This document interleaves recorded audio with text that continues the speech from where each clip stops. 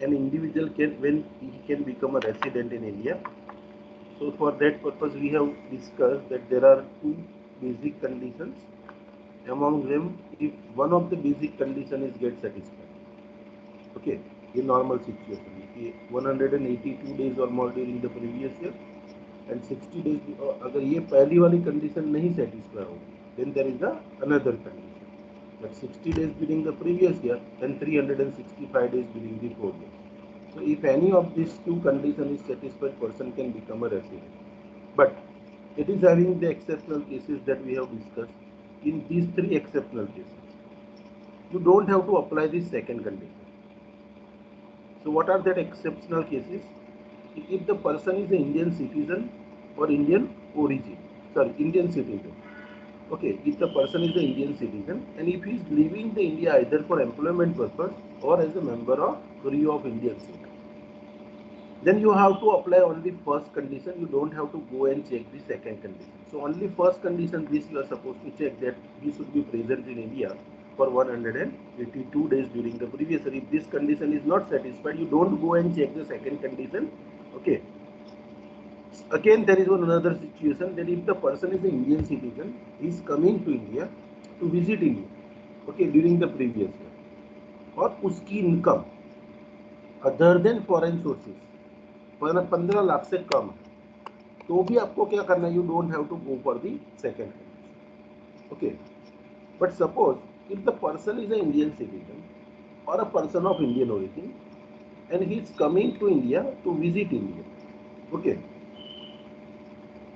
and his income from other than foreign sources, मतलब from the Indian sources, his income is exceeding rupees 15 lakh. तो आपको क्या करना है, आपको फर्स्ट कंडीशन चेक करनी है. फर्स्ट नहीं सेटिस्फाई होती तो you go and check the second condition, but second condition modified करके देखना है. सो मॉडिफाई कंडीशन क्या है, ये 160 सॉरी ये 60 डेज की जगह आपको कितना लेना है, 120 days. So 120 days during the previous year and 365 days during the 4 years immediately preceding previous year. If this condition is satisfied, then he will become a resident. Okay.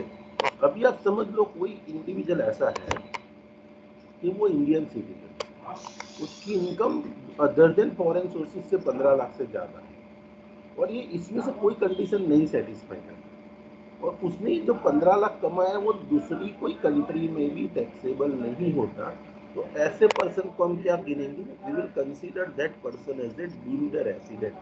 ऐसे पर्सन को हम डीम्ड रेसिडेंट मान लेंगे. तो ये चारों अलग अलग सिचुएशन में पर्सन रेसिडेंट कैसे बनता है, that I have discuss.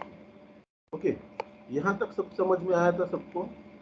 Anyone is any doubt, any query? Hello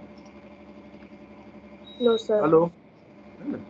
अभी देखो ये जो सभी सिचुएशन हमने देखी वो किस चीज की थी, वो सभी situation, the situation were of the basic condition. ये सब basic condition.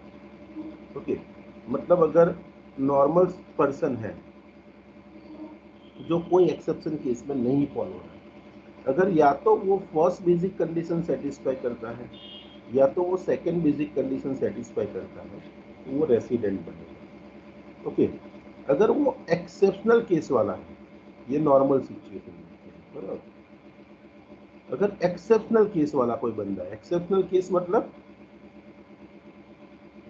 Indian citizen living India as a member of crew of Indian ship, or he is leaving the India for employment purpose, or a person whose income is less than 15 lakh, he is an Indian citizen or Indian origin, comes to India, visit India. इस सभी case में second condition apply नहीं होती, लेकिन first वो satisfy करता है तो वो क्या बनेगा, रेसिडेंट.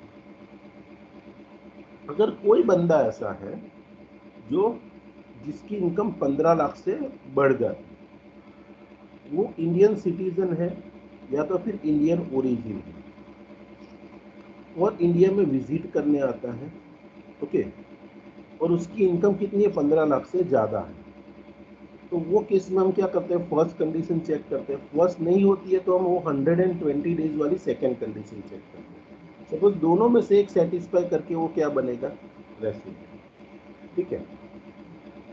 और लास्ट में हमने देखा कि अगर कोई बंदा ऐसा है कि जिसकी इनकम 15 लाख से ज़्यादा है, वो पर्सन इंडियन सिटीजन है, उसकी इनकम अदर कंट्रीज में टैक्सेबल नहीं होती है, तो ऐसे बंदे को हम क्या गिनते हैं? We considered him as a deemed resident. तो ये सभी सिचुएशन में देखो, यहाँ दोनों में से एक कंडीशन सेटिस्फाई करके पर्सन रेसिडेंट बन सकता है, यहाँ सिर्फ फर्स्ट कंडीशन सेटिस्फाई करके पर्सन रेसिडेंट बन सकता है, यहाँ फर्स्ट या सेकंड दोनों में से एक कंडीशन सेटिस्फाई करके रेसिडेंट बन सकता है, यहाँ एक भी कंडीशन नहीं सेटिस्फाई होती तो भी हम उसको रेसिडेंट मान लेते हैं।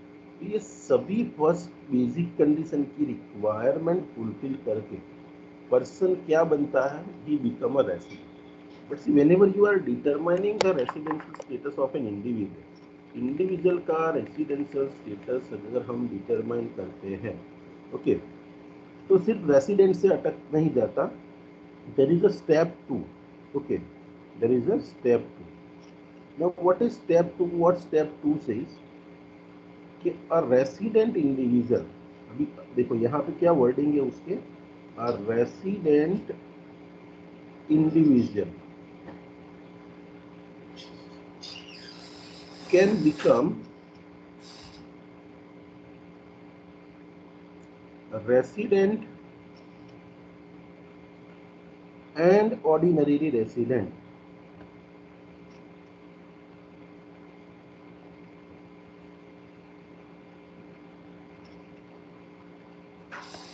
in India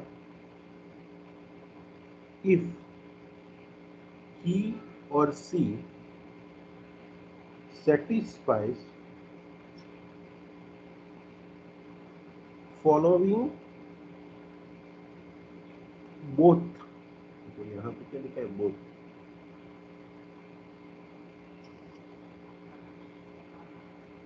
additional conditions।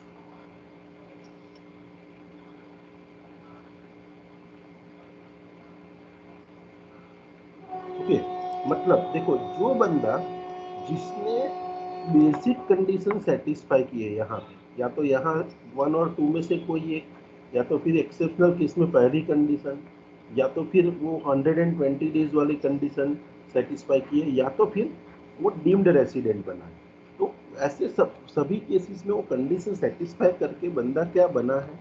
Suppose he becomes a resident. अगर वो रेसिडेंट है और साथ में, मतलब स्टेप 1 की बेसिक कंडीशन उसने सेटिस्फाई कर ली, और वो सेटिस्फाई करके in addition to that if he is satisfying following both additional condition, दूसरी दो एडिशनल कंडीशन भी सेटिस्फाई करता है, तो वो क्या बनेगा? Then he can become a resident and ordinarily resident in India. Okay, जिसको हम शॉर्ट में कहते हैं ROR, resident and ordinarily resident. So when person can become a resident in India, उसने बेसिक कंडीशन सेटिस्फाई करके वो रेसिडेंट बना है, और वो रेसिडेंट बनने के बाद ये दो एडिशनल कंडीशन है, और ये दोनों देखो यहाँ पे क्या लिखा है? Both additional condition. If he satisfies both additional condition he can become resident and ordinarily resident. Now let us understand what are that both additional conditions. देखो, first additional condition is that he or she should be resident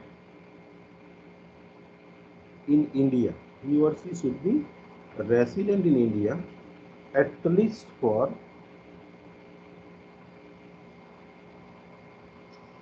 2 years out of 10 years immediately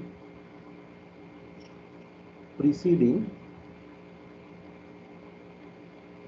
previous year. Okay, ये first additional condition है, he should be resident in India at least for 2 years out of 10 years। कैसे 10 years? Immediately preceding previous year. देखो, दूसरी भी हम लिख देते हैं, फिर बाद में दोनों डिस्कस करते हैं, ठीक है? देखो, ये दोनों के बीच में एंड लिखा है। Why and is written? Because they are required to satisfy both additional conditions. So what is the second additional condition? The second additional condition is that he or she should be present in India he or she should be present in India at least for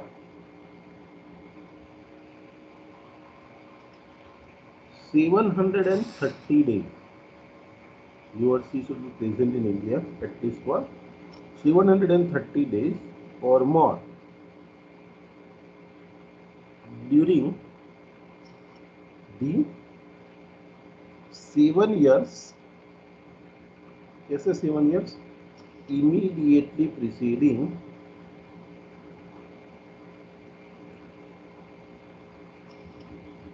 previous year.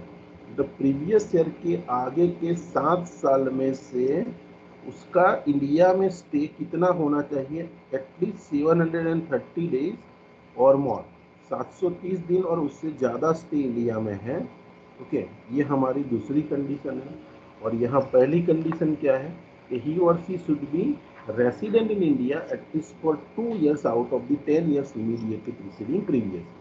Okay, अगर ये दोनों condition देखो, पहली condition क्या कहती है? देखो, first condition what it says, he और she should be resident in India at least for 2 years out of the 10 years immediately preceding previous. इधर समझ लो कि कोई एक मिस्टर एक्स है। ओके, कोई एक मिस्टर एक्स, हम दोनों कंडीशन का डिस्कशन करते हैं। मैं ऑडिबल, समझ में आ रहा है? Hello, are you there? Yes sir. Okay, suppose ये कोई एक मिस्टर एक्स है, ठीक है। समझ लो उसने कोई एक बेसिक कंडीशन सेटिस्फाई करके वो क्या बन गया? रेसिडेंट। उसने वो जो बेसिक कंडीशन मैंने आपको आगे डिस्कस की ना, वो बेसिक कंडीशन सेटिस्फाई करके वो रेसिडेंट बन गया। अभी ये रेसिडेंट बंदा रेसिडेंट एंड ऑर्डिनरी रेसिडेंट कब बनेगा? तो ये सेक्शन 6 सबसेक्शन 2 की जो एडिशनल कंडीशन है, देयर आर 2 एडिशनल कंडीशन, और 2 एडिशनल कंडीशन क्या कहती है कि he should be resident in India at least for 2 years out of 10 years, मतलब immediately preceding previous year।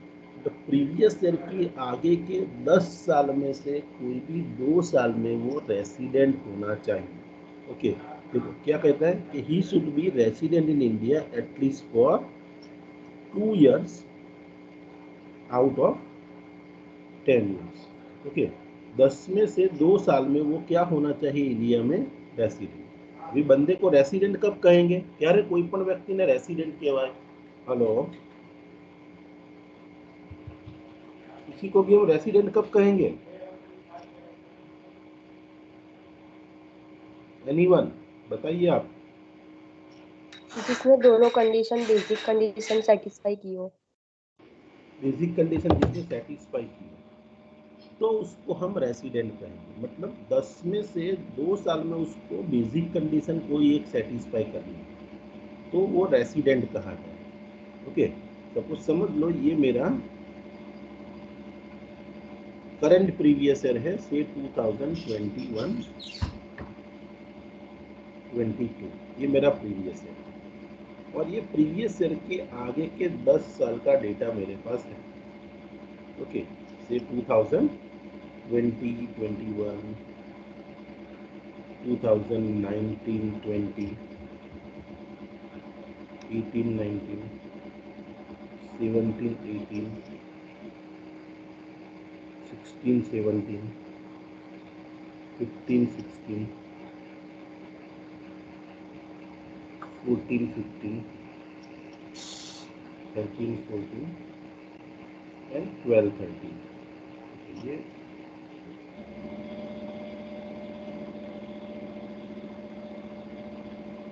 And 11।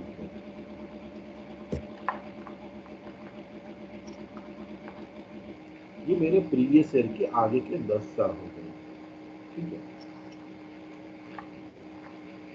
ये मेरे प्रीवियस ईयर के आगे के 10 साल है, समझ लो 11, ठीक है। ये मेरे प्रीवियस ईयर के आगे, ये मेरा प्रीवियस ईयर, ठीक है। और ये प्रीवियस ईयर के आगे के 10 साल हो जाए।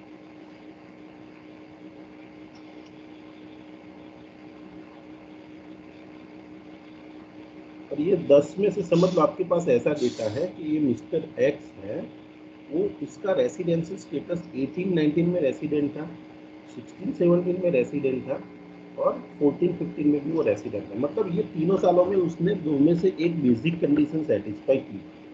अभी देखो, पहली एडिशनल कंडीशन क्या कहती है कि प्रीवियस ईयर के आगे के 10 साल में से ये कोई भी 2 साल में वो क्या होना चाहिए, ही should be a resident, India में वो रेसिडेंट होना चाहिए। अभी आपके पास दूसरी एडिशनल कंडीशन क्या है, एन।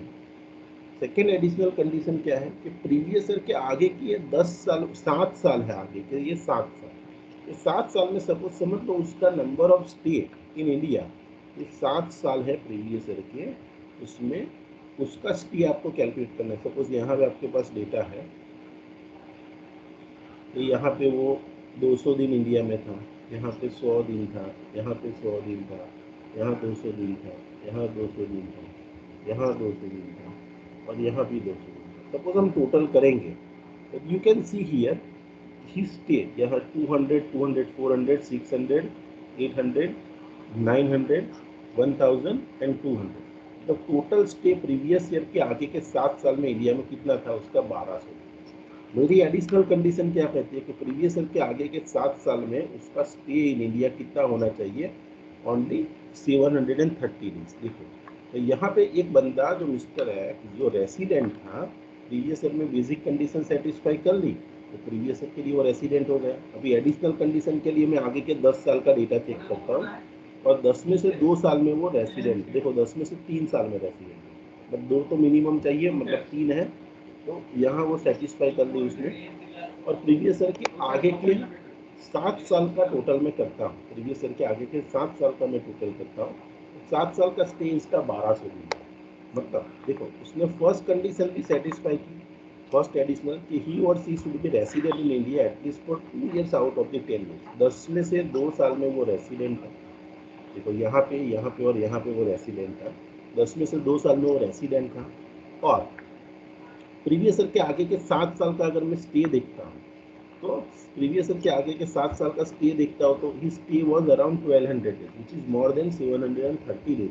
मतलब he satisfying additional condition number 2 also. Suppose a resident individual, अगर कोई बंदा उसने एक बेसिक सेटिस्फाई की है, तो अगर कोई एक बेसिक सेटिस्फाई प्रीवियस ईयर में करता है, कोई भी एक बेसिक कंडीशन वो सेटिस्फाई करता है, तो वो क्या बनता है, रेसिडेंट। और साथ में उसने एडिशनल कंडीशन दोनों सेटिस्फाई की, if he satisfy both additional condition. अगर कोई भी बंदा ऐसा है उसने कोई एक बेसिक या सेटिस्फाई करके वो रेसिडेंट बना है और दोनों एडिशनल कंडीशन सेटिस्फाई करता है, तो he will be treated as what, he will be treated as resident and ordinary resident. So कोई भी बंदा रेसिडेंट एंड ऑर्डिनरी रेसिडेंट कब बनता है, when he satisfy first basic condition, मतलब any of the basic condition, and उसके साथ वो अगर दोनों एडिशनल कंडीशन सेटिस्फाई करता है, तो वो ROR बनेगा, रेसिडेंट एंड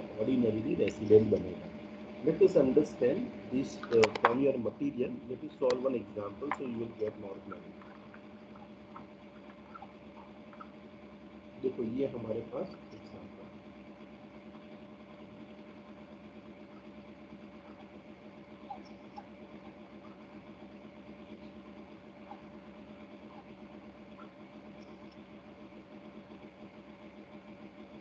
सर, यस, वो अभी आपने वो एग्जाम्पल दिखाया था ना 21 22 वाला,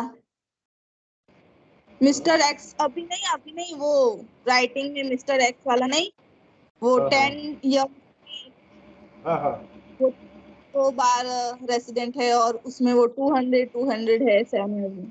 हाँ हाँ, वो ये सब कर तो दीजिए, आप समझ में आ जाएगा, ये सब करिए, आपका वो क्लैरिटी आ जाएगी। हाँ एक बोलिए। मिनट सर, फिर वो 7 साल में उसका 200 हो रहा है और 1200 हो रहा है टोटल, पर अगर उसके हर साल में 200 है तो उसके 182 डेज से ज्यादा है। हाँ उसमें वो भी वो समझ गया रेसिडेंट। बेटा, मैं एक मेजर एग्जांपल दिया था, आपकी बात सही है, आपकी बात सही है। मैंने वो 730 के लिए मैंने वो 200 देखा है, बाकी के सभी सालों में भी वो रेसिडेंट बनेगा। अभी आप ये सब करिए, वहाँ पे जो भी डाउट है आपकी यहाँ पे क्लियर हो जाएगा। मैं समझ गया आप क्या कहना चाहते हैं, वहाँ पे भी वो रेसिडेंट बनेगा। देखिए ये सम करते हैं, वो इमेजिनरी एग्जांपल था, ये रियल एग्जांपल है। Let us solve this example, so you will get yes.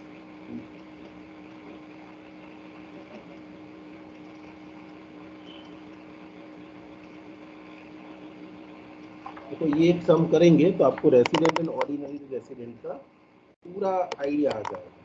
ठीक है, लेट अस अंडरस्टैंड। ये इलस्ट्रेशन नंबर 3 है, एक समझिए। देखो ये सम क्या कहता है, वो सम छोड़ दीजिए, अभी मैंने आपको जो बताया था that was a imaginary example, okay leave it. और वहाँ पे my motive was just to explain you that how to check the both additional condition. Now you check this example, your doubts will be clear. देखो mister X is a foreign citizen. Mister X कौन है, कोई एक foreign citizen, ठीक है। Now he resides in India during the previous year for 83 days. देखो previous year 21-22 में वो कितने दिन इंडिया में रहता है, 83 days. Now determine his residential status for the previous year 2021-22, assuming that his stay in India during the last few years is as follows। देखो आपको उसका 2006-7 से लेके 2021-22 तक हर एक साल का डेटा दिया है कि भाई 2006-7 में वो 220 डेज था, 2007-8 में 15 डेज, 8-9 में 257, 9-10 में 110 डेज, ऐसे करके हर एक साल का आपके पास डेटा दिया है। ठीक है, मतलब you have a data of the previous year, you have a few years data. Previous year के आके काफ़ी सालों का डेटा है, 10 साल से ज़्यादा। तो काफ़ी सालों का डेटा आपके पास है ना, उसके बेस पे आपको बोला है कि यू चेक वेदर, मतलब what is his residency status. यहाँ पे स्टार्टिंग एग्जांपल का कहाँ से होता है कि mister X is a foreign citizen. देखो फॉरेन सिटीजन में कोई एक्सेप्शंस लागू नहीं पड़ता। यहाँ पे जो भी एक्सेप्शनल केसेस मैंने बेसिक कंडीशन के बताए, देखो यहाँ पे इंडियन सिटीजन, इंडियन ओरिजिन, यहाँ पे इंडियन सिटीजन, यहाँ पे इंडियन सिटीजन, मतलब जो भी एक्सेप्शंस हमें लगते हैं बेसिक कंडीशन, वो किस में लगते हैं, इंडियन सिटीजन। अगर फॉरेन सिटीजन है तो उस वो कोई एक्सेप्शनल केस में नहीं फॉल होता, वो नॉर्मल सिचुएशन में ही फॉल होता है, वो नॉर्मल सिचुएशन में ही फॉल होता है। ठीक है, तो नॉर्मल सिचुएशन में फॉल होता है, मतलब इसके लिए हमें क्या करना है, बेसिक कंडीशन के लिए हमें पहले फर्स्ट बेसिक कंडीशन चेक करनी है। अगर फर्स्ट नहीं सेटिस्फाई होती तो हमें जाके सेकेंड कंडीशन चेक करनी है, क्योंकि ये बंदा कौन है, फॉरेन सिटीजन। अगर इंडियन सिटीजन होता तो ये तीन में से कोई एक्सेप्शनल केस में फॉल होने की संभावना होती, लेकिन यहाँ तो हमारे सम के स्टार्टिंग में ही बोला है कि ये फॉरेन सिटीजन। फॉरेन का मतलब बेसिक कंडीशन चेक करते टाइम पे मुझे फर्स्ट चेक करनी है फॉरेन वाले केस में, और फर्स्ट नहीं सेटिस्फाई होती तो I have to go and check the second basic condition. तो देखो जब भी मैं इसका रेसिडेंशियल स्टेटस चेक करने के लिए मुझे बोला है, ओके, तो ये मिस्टर एक्स जो है,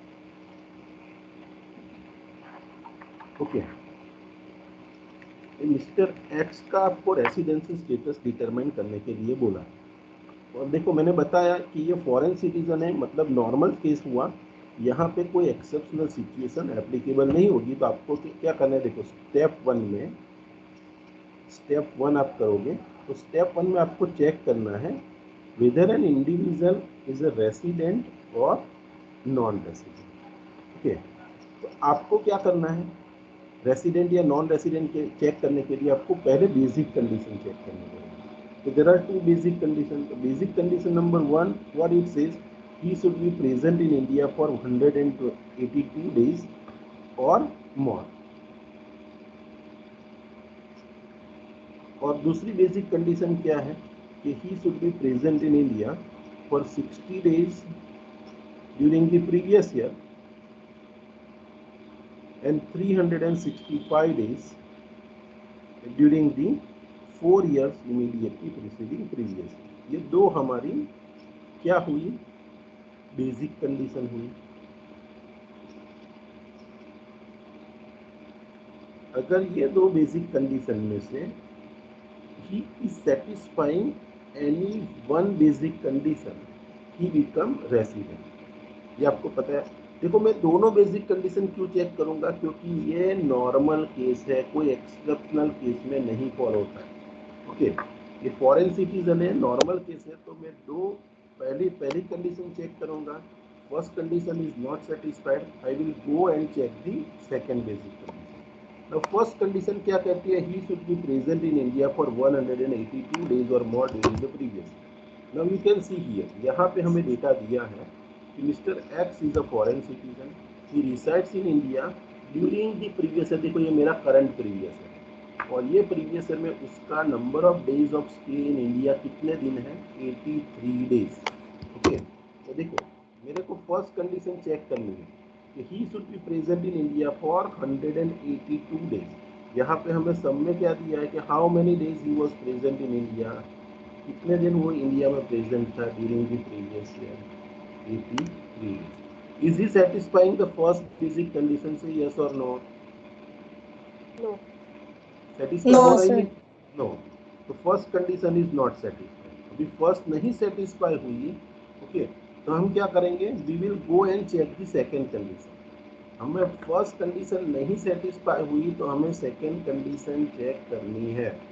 ओके, द सेकंड कंडीशन क्या कहती है कि he should be present in India 60 days or more during the previous year and 365 days during the 4 years immediately preceding previous year। देखो प्रीवियस ईयर में उसका number of days of stay कितना था, 83 days.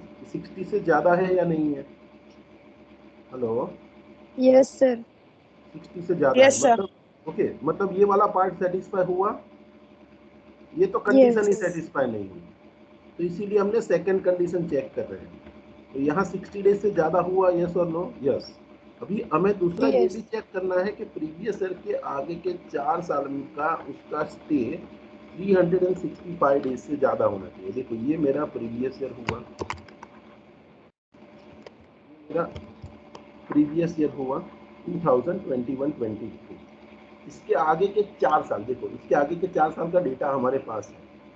देखो ये 21 21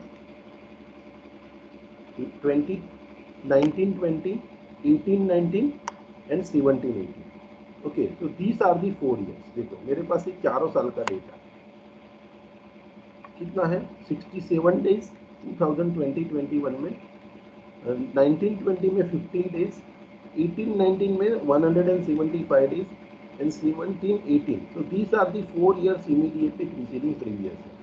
अगर मैं इसका टोटल करता हूँ, that total is how much, 378 days. मतलब देखो प्रीवियस ईयर में, मेरे प्रीवियस ईयर में 60 डेज से ज़्यादा इंडिया में, मतलब ये सेटिस्फाई हुआ। यहाँ मैं टोटल करता हूँ प्रीवियस ईयर के आगे के 4 साल का, वो कितना आ रहा है, 378 डेज। मतलब देखो इसने ये भी सेटिस्फाई कर लिया, ये भी सेटिस्फाई कर लिया, मतलब he is not satisfying first condition but he is satisfying the second condition. Okay, तो he is satisfying the second basic condition. तो इसका रेसिडेंशियल स्टेटस क्या हो जाएगा, रेसिडेंट और non resident? Is not satisfying first, resident. But उसने second basic condition satisfy कर ली, तो उसका रेसिडेंशियल स्टेटस क्या हो जाएगा, इस residential status is a resident. He is not satisfying the first basic condition but he is satisfying the second basic condition, so by virtue of that he become resident in India. तो इसका residential status क्या हो गया, resident in India हो गया। यहाँ तक समझ में आया आप सबको? हेलो, देखो हमने यस क्या सर। किया, फर्स्ट बेसिक कंडीशन चेक की, फर्स्ट नहीं सेटिस्फाई हुई तो हमने, ये नॉर्मल केस है इसीलिए हमने सेकंड कंडीशन देखी। सेकंड कंडीशन में 60 डेज से ज़्यादा प्रीवियस ईयर में था, 365 डेज से ज़्यादा प्रीवियस ईयर क्या आगे के 4 साल में, तो उसने सेकंड बेसिक कंडीशन सेटिस्फाई कर दी, और by virtue of the satisfaction of the second basic condition he become resident and ordinary resident in India. तो वो resident, sorry, he become resident in India. अब ये रेसिडेंट बना। अभी कोई भी सर। बंदा रेसिडेंट बनता है, हेलो, ये रेसिडेंट बना। अभी रेसिडेंट बनने के बाद हमारा आंसर नहीं आ जाता, ये हमारा स्टेप 1 कंप्लीट हुआ। तो मेरे स्टेप 1 का आंसर क्या आया? Answer of my step 1 is what? Step 1 answer is become resident. अभी रेसिडेंट। स्टेप 1 का आंसर रेसिडेंट आया। अभी स्टेप 2 क्या कहता है? क्या resident individual can become resident and ordinary resident if he satisfy following both condition. So there are two additional conditions. अगर दो additional condition है, ये दोनों additional condition satisfy करता है, दोनों करनी है।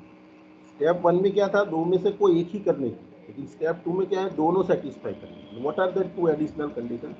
He should be resident in India at least for 2 years out of 10 years। Previous year के आगे के 10 साल में से कोई भी 2 साल में वो क्या होना चाहिए? रेसिडेंट। और दूसरी एडिशनल कंडीशन क्या है? He should be present in India for 730 days और मोर ड्यूरिंग दी 7 years। मतलब प्रीवियस ईयर के आगे के 7 साल में से उसका number of stay in India कितना होना चाहिए? 730 डेज। और 10 में से 2 साल में वो रेसिडेंट होना चाहिए। तो मुझे ये दोनों एडिशनल कंडीशन चेक करनी है। अभी देखो एडिशनल कंडीशन कैसे चेक करते हैं, लेट अस डिस्कस। देखो हमारे पास प्रीवियस, मतलब देखो यहाँ पे हमें वो रेसिडेंट है वो डिटरमाइन कर दिया कि during the previous year x was in India for 83 days, okay, and 4 years immediately preceding previous year he was present in India as shown below 378 days है। चारों साल का हमने टोटल कर दिया। So thus he satisfy one of the basic condition which is specified in section 6 of section 1, and consequently he become resident in India for the previous year 2020-21। हमने यही determine कर दिया कि भाई 2021 में अगर बेसिक कंडीशन दो में से एक को सेटिस्फाई करके रेसिडेंट बना। अभी वो रेसिडेंट एंड ऑर्डिनरी कब बनेगा? देखो यहाँ पे अभी सेकेंड स्टेप पे जाना है further. To determine whether X is ordinary resident और not, he needs to satisfy both additional condition. तो दो एडिशनल कंडीशन सेटिस्फाई करनी है। देखो हमारे पास बहुत सारे सालों का डेटा है। 2020-21 से लेके हमारे पास 2006-7 तक का डेटा है। 2006-7, 7, 8, 8, 9, 9, 10, 10, 11, 11, 12, 12, 13 से लेके 2020-21 का डेटा है। मुझे सभी साल का डेटा नहीं चाहिए। देखो मुझे 10 साल के प्रीवियस ईयर के आगे के 10 साल में से 2 साल में वो रेसिडेंट होना चाहिए। प्रीवियस ईयर के आगे के 10 साल मैंने लिख दिए, ये दिस आर दी 10 years। ये 2021 21-22 was my previous year, okay. और इसके आगे के 10 साल कौन से हुए हैं? 2021, 19-20, 18-19, 17-18, 16-17, 15-16, 14-15, 13-14, 12-13 और 10-11। और इसका ये हर एक साल में वो इंडिया में कितने दिन प्रेजेंट था, दैट डेटा इज गिवन। 2021 में 67 डेज था, 1920 में 15 डेज था, 18-19 में 175 था, 17-18 में 121 डेज था, 16-17 में 310 था, 265 डेज, 137, 65, 123 एंड 115 डेज। तो ये हमारे पास डेटा है। Now what first additional condition says? First additional condition says that he should be resident in India. He should be resident in India at least for 2 years out of the 10 years। Previous year के आगे के 10 साल में से कोई भी 2 साल में वो रेसिडेंट होना चाहिए। वो रेसिडेंट है या नहीं है? देखो इसके लिए मुझे 10 सालों के लिए बेसिक कंडीशन चेक करनी है। 10 सालों के लिए बेसिक कंडीशन चेक करनी है। अगर यहाँ पे दिया है आपको कि 2021 में वो रेसिडेंट था या नहीं, देखो कोई भी बंदा रेसिडेंट है या नहीं है अगर वो आपको चेक करना है तो उसके लिए हम क्या करते हैं? देखो ये 10 सालों के लिए आपको चेक करना है कि वो रेसिडेंट है या नहीं। पहले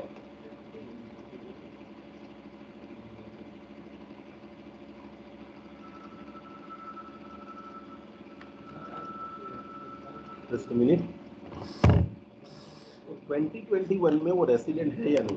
देखो हर एक साल के लिए मुझे बेसिक कंडीशन 1 by 1 चेक करनी है। देखो यहाँ 2021 में बहुत ध्यान से समझ, 2021 में उसका रेसिडेंसी स्टेटस क्या है, रेसिडेंट है या नहीं है, वो मुझे चेक करना है।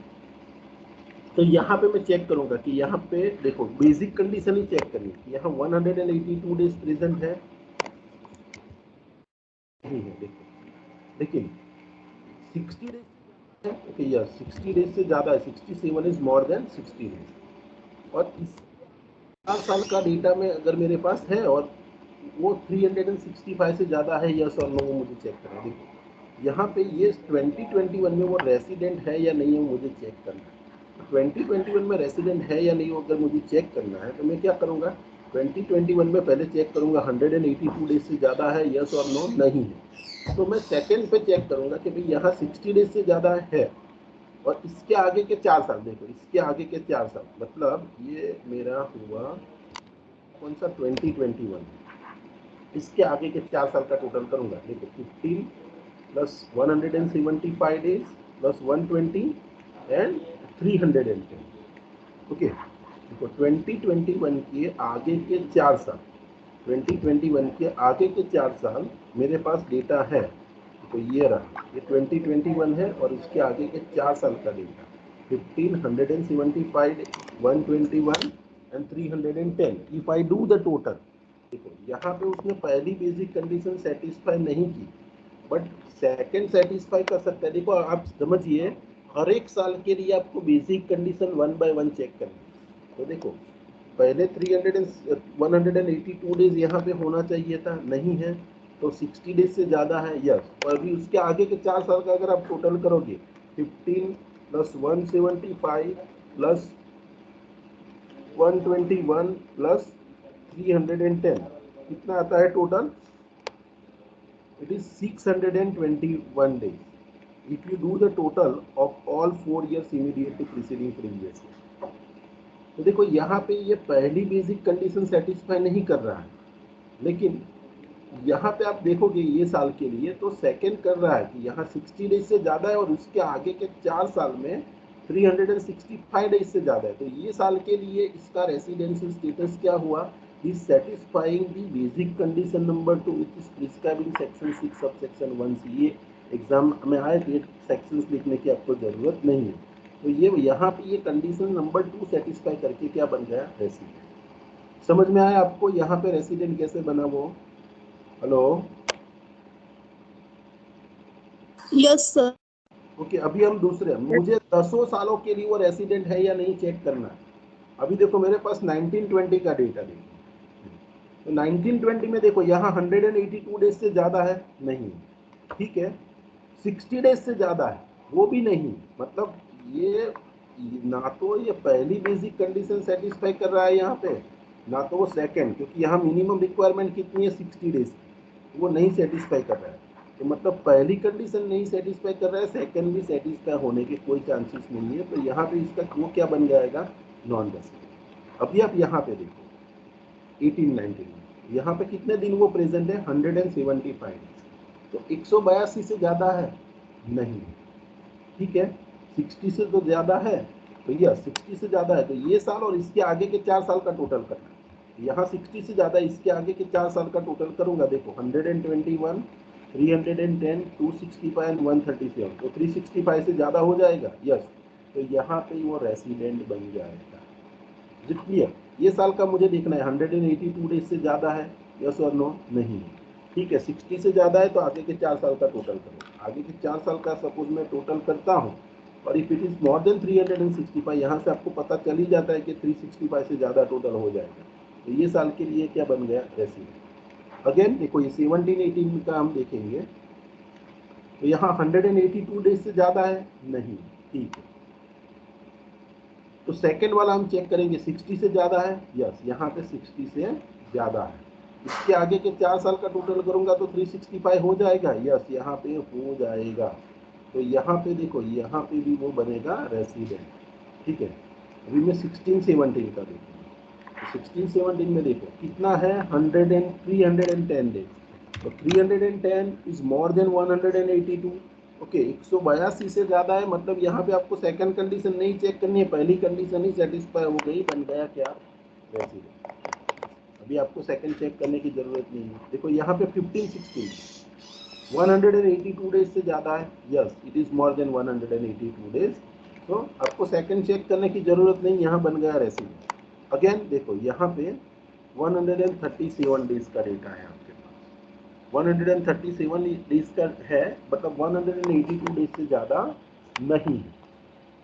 लेकिन 60 से ज़्यादा है, यस है 60 से ज़्यादा है, तो आगे के 4 साल का टोटल देखो, ये 65 डेज, 123, 115 और इसके आगे का भी है हमारे पास डेटा, 10-11 का भी है। तो देखो यहाँ पे मैं करता हूँ, just a minute, you see the calculator.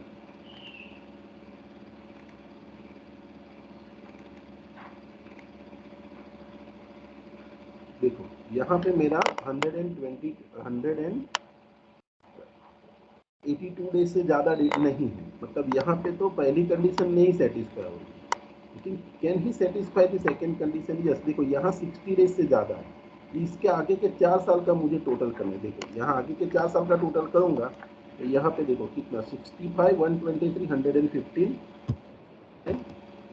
123, चौथा साल देखो ये नहीं है मेरे पास, लेकिन सब में दिया हुआ है 10-11। तो देखो 10-11 में वो कितने दिन प्रेजेंट था, 10-11, यस यहाँ पे 10-11 में सिर्फ 60 डेज था, सॉरी 36 डेज था, तो इसमें मैं 36 ऐड करता हूँ। If the total is more then 365, देखो मेरी सेकंड कंडीशन की रिक्वायरमेंट क्या है, 365 डेज होना चाहिए, तो 365 से कम है, तो यहाँ पे वो पहली कंडीशन भी नहीं सेटिस्फाई कर रहा है 182 डेज वाली, और आगे के 4 साल का टोटल करता हूँ तो 304 दिन ही होता है, मतलब he is not satisfying the second condition, तो he will become here what, non resident. Clear, यहाँ पे नॉन रेसिडेंट क्यों बना, यहाँ पे वो 182 दिन से ज़्यादा नहीं है, हाँ 60 डेज से ज़्यादा है, इसके आगे के 4 साल का टोटल किया, तो 4 साल का टोटल करने के बाद मुझे पता चला कि ये 365 डेज से नहीं जा रहा है ज़्यादा, तो यहाँ पे वो क्या बनेगा, non resident. Again let us check for the 13-14, 65 days, मतलब 182 डेज से कम है, ठीक है चलो, पहली कंडीशन नहीं सेटिस्फाई है। लेकिन इसके आगे के 4 साल का डेटा देखो, यहाँ पे 12-13 का डेटा हमारे पास है, वो 12-13 का कितना है, 123 डेज, और 11-12 का हमारे पास डेटा है 115। अभी उसके आगे के 2 साल देख लें, देखो 10-11 एंड 9-10, वो डेटा हमारे पास है 10-11 का और 9-10 का, तो 10-11 में कितना, 36 डेज, और 9-10 में 110। ओके, तो इसके अंदर हम 36 ऐड करेंगे, देखो 384 होता है, तो 384 इज मोर देन 365, मतलब इसने यहाँ पे सेकेंड कंडीशन सेटिस्फाई की और ही बिकम रेसिडेंट। अभी हम देखेंगे यहाँ पे, देखो 11-12 के लिए, तो 11-12 के लिए 115 डेज है, तो 60 डेज से ज़्यादा नहीं है, सॉरी 182 डेज से ज़्यादा नहीं है, तो पहली कंडीशन नहीं सेटिस्फाई करता, इजी सेटिस्फाइंग द सेकेंड, तो इसके लिए मुझे इसके आगे के 4 साल, मतलब ये 10-11 है, इसके आगे के 4 साल का डेटा मुझे चेक करना है। देखो 10-11 के आगे के 4 साल, तो 10-11 है, उसके आगे के 4 साल का डेटा आपको दिया हुआ है यहाँ पे, यू कैन सी हियर 10-11 के आगे के 4 साल का data, you can see here, it is 110 days, 110 plus 257 plus 15 plus 222, 20, हम करते 602 डेज आता है, मतलब ये 4 साल, ये साल का मैं डेट चेक कर रहा हूँ, इसके आगे के 4 साल का टोटल किया, तो मुझे पता चला कि भाई इसके आगे के 4 साल ये है, कौन सा ईयर है ये, सॉरी कौन सा ईयर है, ईयर इज 11-12 के आगे के 11-12 के आगे के 4 साल, सॉरी यहाँ पे से देख लें 36, 110, देखो सॉरी 36 प्लस 110 प्लस 257 प्लस 15 करना है, 15 करना है, तो ये हमारे पास हुआ 418 डेज, सर 418 हुआ। देखो ये साल का मैं चेक कर रहा हूँ, 11-12 यहाँ पे है मेरा ईयर, और इसके आगे के 4 साल का मैं चेक करता हूँ तो 1, 2, 3 एंड 4, तो इसका टोटल किया तो टोटल इज 418। तो 418 हुआ मतलब 365 से ज़्यादा है, तो यहाँ पे वो क्या बन गया, resident.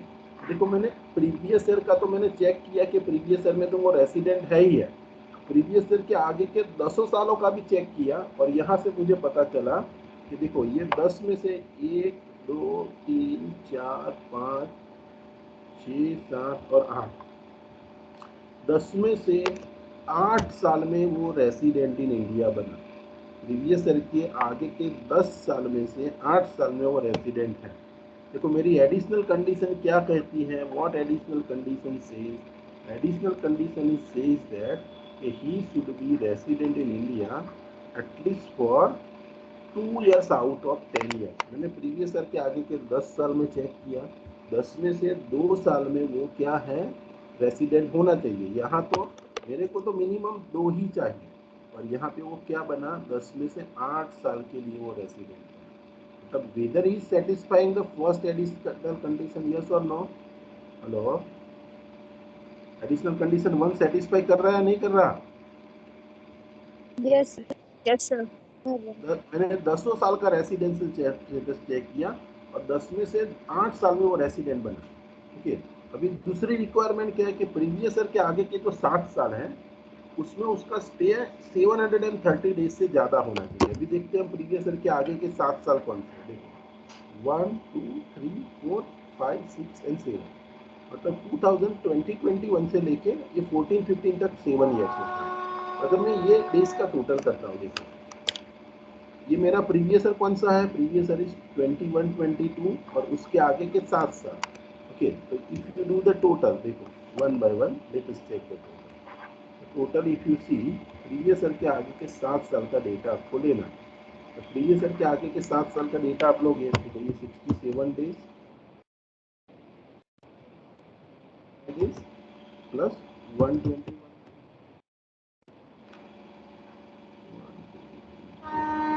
plus 310 days by plus 365 days,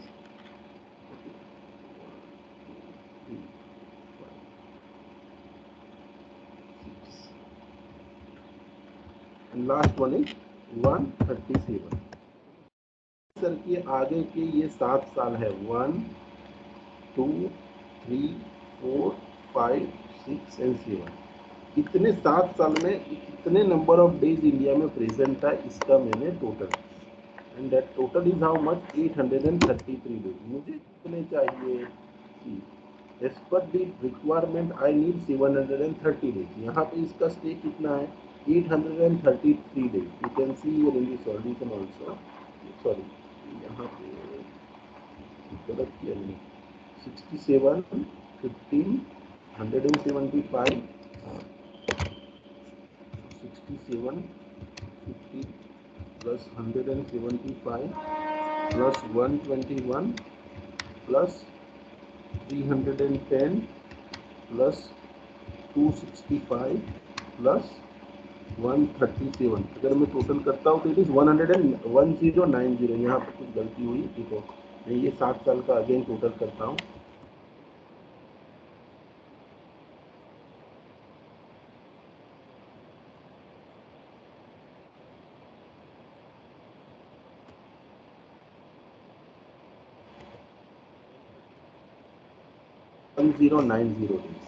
okay, मुझे कितने चाहिए सेकेंड कंडीशन के लिए, सेकेंड एडिशनल कंडीशन के लिए मुझे 730 डेज चाहिए।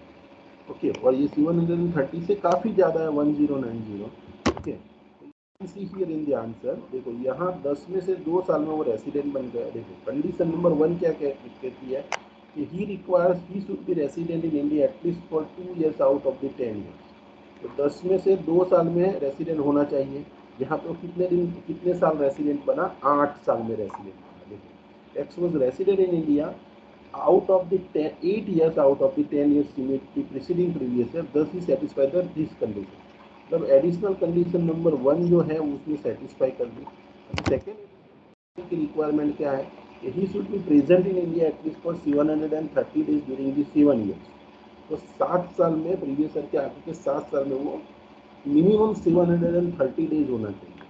उसकी जगह पे वो कितना क्या दिन प्रेजेंट है, he was present in India for 1090 days, so he is satisfying second additional condition also।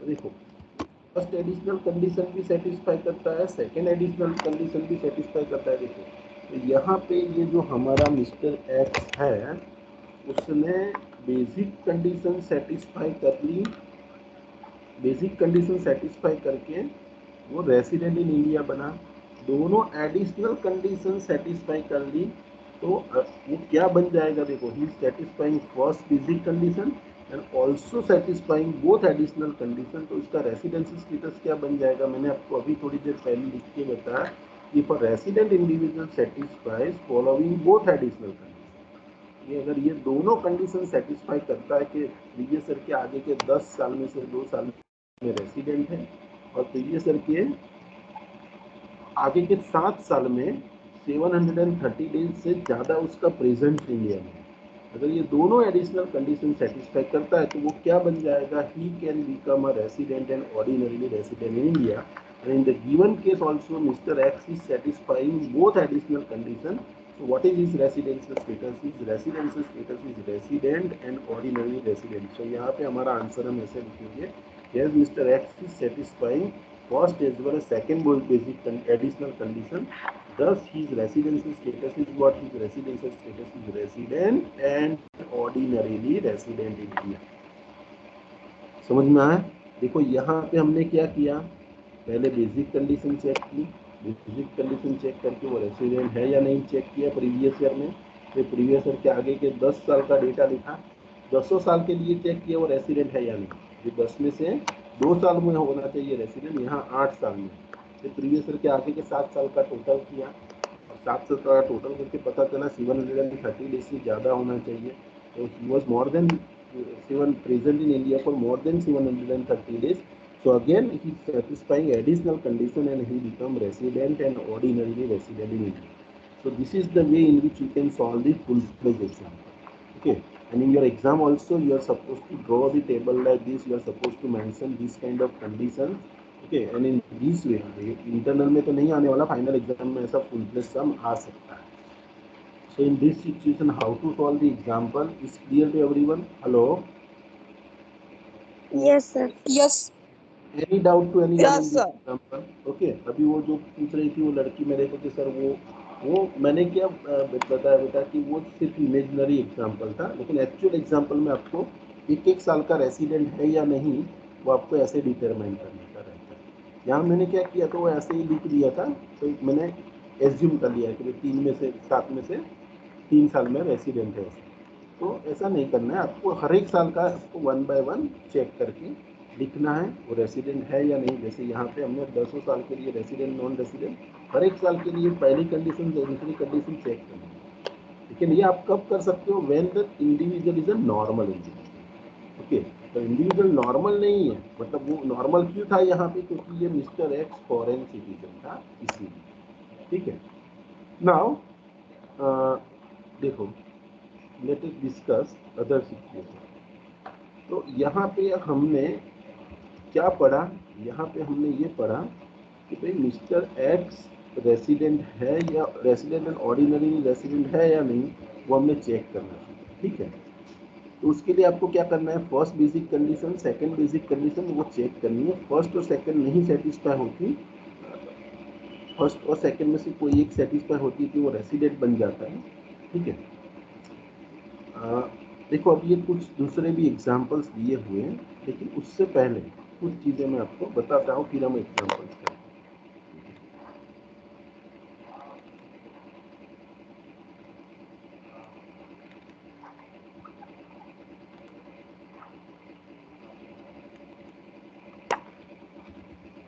अभी आप ये कुछ दूसरा है वो समझ लीजिए, जो रेसिडेंट एंड ऑर्डिनरी रेसिडेंट से रिलेटेड है।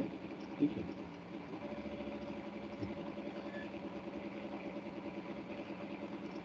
कोई भी बंदा दोनों में से एक बेसिक कंडीशन सेटिस्फाई करता है तो वो क्या बनता है, रेसिडेंट। तो नॉर्मल सिचुएशन में बात करता हूँ। देखो अब तक मैंने जो भी पढ़ा है, again I am summarising, you understand this table. Okay, You understand this table, all the doubts will be clear in your mind. Okay. Let us understand, क्योंकि मुझे जो आगे का जो स्टेप बताना है वो इससे कुछ रिलेटेड है। देखो, अगर नॉर्मल केस है, वो उस दिन जो टेबल बताया था वही मैं केस बता रहा हूँ। नॉर्मल केस है, नॉर्मल केस मतलब क्या, फॉरेन सिटीजन है या तो फिर इंडियन सिटीजन है, लेकिन वो कोई एक्सेप्शनल केसेस जो यहाँ पे मैं आपको बताने जा रहा हूँ उसमें नहीं फॉलो करता। तो आपको क्या करना है, देखो, अगर वो फर्स्ट बेसिक कंडीशन सेटिस्फाई करता है, अगर फर्स्ट बेसिक नहीं सेटिस्फाई करता है तो आपको क्या करना है, you have to go for the second basic condition. First basic क्या है, 182 डेज वाली। सेकेंड क्या है कि भाई 60 डेज वाली। अगर ये दोनों में से एक सेटिस्फाई करता है तो वो क्या बनेगा, ही कैन बिकम रेसिडेंट। अगर ये रेसिडेंट बन गए और रेसिडेंट बनने के बाद अगर ये दोनों एडिशनल कंडीशन सेटिस्फाई करता है, बोथ एडिशनल कंडीशन अगर वो सेटिस्फाई कर रहा है तो ये क्या बन जाएगा, रेसिडेंट एंड ऑर्डिनरी रेसिडेंट। तो person will become resident and ordinary resident when he can become resident and ordinary resident. Case क्या होना चाहिए, नॉर्मल होना चाहिए। Either he should satisfy first condition और ही सेटिस्फाई सेकेंड कंडीशन। दोनों में से एक बेसिक कंडीशन सेटिस्फाई करता है तो वो क्या बनता है, रेसिडेंट। और उसके बाद दोनों एडिशनल सेटिस्फाई करता है तो वो क्या बनेगा, रेसिडेंट एंड ऑर्डिनरी रेसिडेंट। ये हमारा नॉर्मल केस है। नॉर्मल केस जो हमने अभी ये सम किया वो नॉर्मल केस था। अभी देखो एक्सेप्शनल केस क्या है, what is the exceptional case. Okay, तो देखो एक्सेप्शनल केसेस में भी, एक्सेप्शनल केस मतलब व्हाट, एक्सेप्शनल केस मतलब यहाँ पे सेकेंड बेसिक कंडीशन आपको चेक नहीं करना चाहिए। मतलब समझ लो कोई इंडिविजुअल है, जो कौन है, इंडियन सिटीजन है, बहुत ध्यान से समझिए, या तो फिर वो इंडियन सिटीजन है और वो क्या कर रहा है, इंडिया छोड़ के जा रहा है during the previous news India. क्यों इंडिया छोड़ के जा रहा है, क्योंकि भाई एम्प्लॉयमेंट के लिए या तो फिर as a crew member of Indian sea, as a crew member of Indian sea को इंडिया छोड़ के जा रहा है। ये मेरी एक एक्सेप्शनल सिचुएशन है। और दूसरा है कि कोई पर्सन कौन है, इंडियन सिटीजन है, या तो फिर वो पर्सन ऑफ इंडियन ओरिजिन है, person of Indian POI, person of Indian origin, इसको हम कहते हैं person of Indian origin. Indian citizen और पर्सन ऑफ इंडियन ओरिजिन वो क्या कर रहा है, इंडिया में आ रहा है। और वो क्यों आया है, क्योंकि इंडिया में विजिट ले करने के लिए आया। और उसकी अदर देन फॉरेन सोर्स की इनकम 15 लाख से कम है, मतलब इंडियन इनकम उसकी 15 लाख से कम है। ओके, तो ये दोनों केस में आपको क्या करना है, you have to check only, देखो you, there are two basic condition.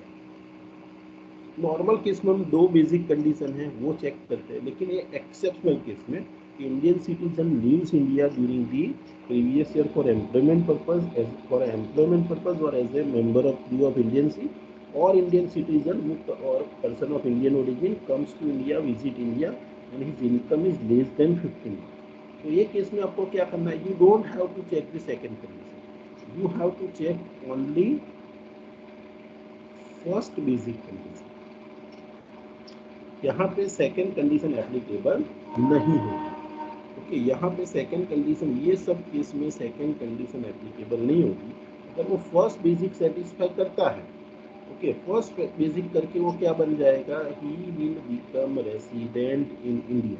अगर वो रेसिडेंट है और उसके साथ अगर दोनों एडिशनल कंडीशन सेटिस्फाई करता है, if he satisfy both additional condition, अगर उसमें दोनों एडिशनल कंडीशन भी सेटिस्फाई करें वो क्या बनेगा, रेसिडेंट एंड ऑर्डिनरी रेसिडेंट। तो एक्सेप्शनल केस में क्या करना है आपको, एक्सेप्शनल केस में आपको दो, नॉर्मल केस के अंदर आप फर्स्ट कंडीशन चेक करते हो, फर्स्ट नहीं सेटिस्फाई होती तो सेकंड करते हो, फिर जाके आप वो रेसिडेंट बनता है, और रेसिडेंट बनने के बाद एडिशनल कंडीशन सेटिस्फाई होती है, तब जाके वो रेसिडेंट एंड ऑर्डिनरी रेसिडेंट। लेकिन अगर ये दो एक्सेप्शनल केसेस हैं, वैसे तो तीन कहे जाएंगे यहाँ पे कि Indian citizen who lives India for employment purpose, Indian citizen who lives India as a member of tree of Indianship, और इंडियन सिटीजन और Indian person of Indian origin comes to India, visit India, और उसकी income कितनी है, Indian income other than foreign source से 15 लाख से कम है। तो ये केस में आपको क्या करना है, सिर्फ फर्स्ट विजिट कंडीशन चेक करनी है। फर्स्ट सेटिस्फाई करता है तो रेसिडेंट, फर्स्ट नहीं सेटिस्फाई करता तो नॉन रेसिडेंट हो गया। फिर फर्स्ट सेटिस्फाई करने के बाद दोनों additional satisfy he will become what, resident and ordinary person. Okay, अभी एक तीसरा केस आपको मैंने बताया था मॉडिफाइड, ये बहुत ध्यान से समझना, मॉडिफाइड बेसिक कंडीशन। ये बहुत अच्छे से समझना, यही पॉइंट मुझे एक्सप्लेन करना था, इसीलिए मैंने आपको आगे का 2 पॉइंट एक्सप्लेन किया। तो फर्स्ट मॉडिफाइड कंडीशन, आप मतलब मॉडिफाइड कंडीशन का मतलब 121 डेज। समझ लो कि कोई बंदा है, वो कौन है, या तो वो इंडियन सिटीजन, कौन है वो, इंडियन सिटीजन, या तो फिर वो पर्सन ऑफ इंडियन ओरिजिन है। ओके, या तो इंडियन सिटीजन है या तो पर्सन ऑफ इंडियन ओरिजिन है। ड्यूरिंग द प्रीवियस ईयर उसकी अदर देन फॉरेन सोर्स की income, okay, during the previous year मतलब उसकी केस को हम क्या कहेंगे, इंडियन इनकम। वो इंडियन इनकम उसने इंडिया में आके विजिट करने और फिर कमाए, और that income is more then 15 lakhs, okay, 15 lakh से ज़्यादा है, एक्सीडिंग है। तो ये केस में मैंने आपको क्या बोला, you go and check the first visit condition. आपको फर्स्ट कंडीशन चेक करनी है। अगर वो फर्स्ट सेटिस्फाई करके रेसिडेंट बनता है तो दैट इज गुड। तो आपको क्या करना है, you have to check the both additional condition. अगर दोनों एडिशनल कंडीशन वो सेटिस्फाई कर रहा तो he will become resident and ordinary. अगर उसने फर्स्ट विजिट कंडीशन सेटिस्फाई की और वो रेसिडेंट बन गया, तो आपको एडिशनल कंडीशन चेक करके उसका डिटरमाइन करना है रेसिडेंसी स्टेटस। अगर वो दोनों एडिशनल भी सेटिस्फाई करता है तो वो क्या बनेगा, resident and ordinary. But you should keep in your mind, suppose he is not satisfying the first additional condition, sorry, first basic condition, जब वो first basic condition नहीं satisfy करता, और तो आप क्या करोगे, you have to go to and check the second condition। ये second basic condition क्या है, second basic condition आपको modify करके देगी। second condition modify करके आप कब चेक करोगे, if the person is an Indian citizen or is the person of Indian origin, he comes to India, visit India, उसकी other than Indian foreign sources से income 15 lakh से बढ़ गई, तब सेकंड कंडीशन मॉडिफाई करके चेक कर दो। और सेकंड कंडीशन मॉडिफाई करके चेक करने के बाद क्या आती है, प्रीवियस ईयर में 120 डेज और प्रीवियस ईयर के आगे के 3 साल में 365, 4 साल में 365। ऐसे करके अगर वो रेसिडेंट बना, ऐसे बंद करके अगर वो सेकेंड एडिशनल बेसिक कंडीशन जो मॉडिफाइड वाली है उसको सेटिस्फाई करने के बाद अगर ये बंदा रेसिडेंट बनता है, तो अभी ध्यान रखना, आपको उसका एडिशनल कंडीशन कभी चेक नहीं करना है। आपको उसके लिए एडिशनल कंडीशन चेक नहीं करनी है, ये ध्यान में रखिए। अगर ये सेकंड वाली एडिशनल बेसिक कंडीशन जो मॉडिफाइड कही हुई है वो सेटिस्फाई करके वो क्या बना, रेसिडेंट, अगर ऐसा बंदा रेसिडेंट बनता है तो आपको उसके लिए कभी भी एडिशनल कंडीशन नहीं चेक करनी है, बंदा automatically he is deemed to be resident but not ordinarily resident. Second basic condition जो मॉडिफाइड वाली है उसको सेटिस्फाई करके कोई क्या बन रहा है, रेसिडेंट, तो उसके लिए आपको एडिशनल कंडीशन कभी भी चेक नहीं करनी है। वो बाय डिफॉल्ट क्या बन जाता है, he become resident but not ordinary resident. तो अगर ये वाली सिचुएशन अराइज होती है तो ये किसमें वो बंदा बाय डिफॉल्ट बन जाएगा resident and ordinarily resident. You are not suppose to go and second additional मतलब both additional condition. Is it clear to everyone? Hello, yes yes sir. Sir. Okay, तो आपको एडिशनल कंडीशन कहाँ कहाँ check करनी है? Normal वाला case में, या तो फिर एक्सेप्शनल केस में भी बोथ एडिशनल कंडीशन चेक करनी है, और या तो फिर ये जो मॉडिफाइड जहाँ एप्लीकेबल होती है लेकिन उसने फर्स्ट सेटिस्फाई की, तो उसके बाद एडिशनल दोनों चेक करें। लेकिन 120 डेज वाली कंडीशन सेटिस्फाई करके कोई बंदा रेसिडेंट बनता है तो उसके लिए आप एडिशनल कंडीशन मत चेक करो, he will directly become resident but not ordinary resident. Again देखो, वो आपको मैंने एक दूसरा फोर्थ वाला एक सिचुएशन बताया था।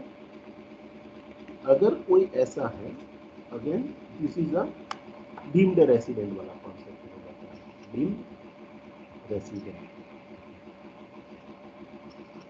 Deemed resident. अगर कोई बंदा ऐसा है जो कौन है, देखो यहाँ पे सिर्फ रिक्वायरमेंट है इंडियन सिटीजन, वो इंडियन सिटीजन, ठीक है, इंडियन सिटीजन है, और उसने during the previous year India में आके कमाया, और वो भी कितना, एक्सीडिंग ₹15 लाख से ज़्यादा कमाया। और ये जो उसने 15 लाख से ज़्यादा अदर देन फॉरेन सोर्सेज से जो कमाया, it is not taxable in other countries, not taxable in other countries, मतलब इंडिया में वो टैक्सेबल नहीं होता है लेकिन अदर कंट्री में भी टैक्सेबल नहीं हो रहा है, ऐसी सिचुएशन आ रहा है।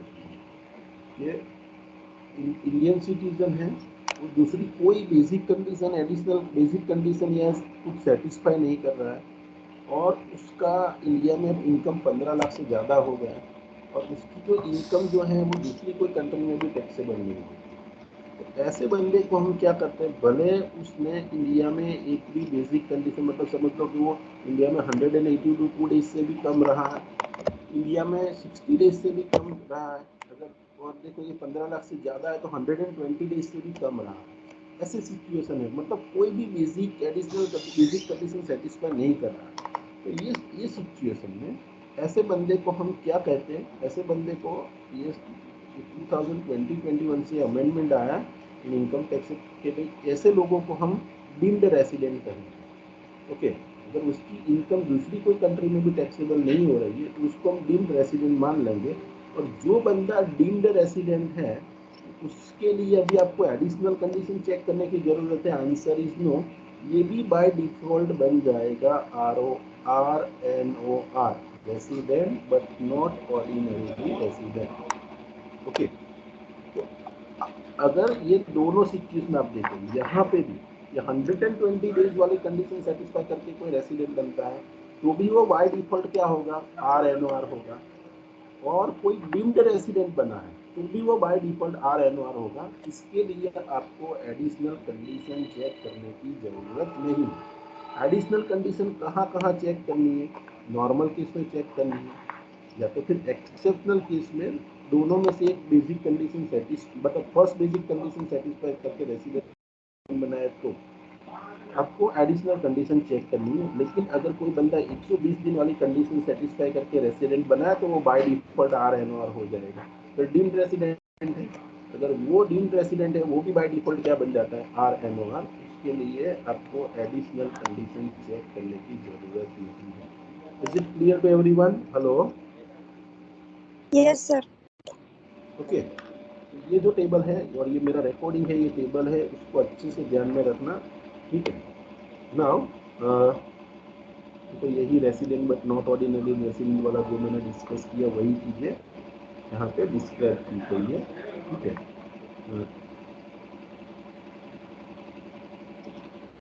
Let us discuss this table so it will be clear in your mind.